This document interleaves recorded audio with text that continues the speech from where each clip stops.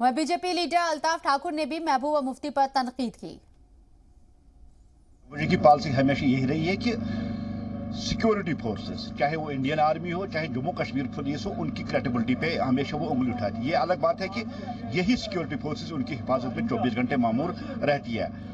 वो इसमें भी कहीं ना कहीं वोट बैंक की सियासत ढूंढती है, लेकिन वो वक्त जा चुका है जब कश्मीर में मजहब के नाम पे और मिलिटेंसी के नाम पे लोग वोट दिया करते थे।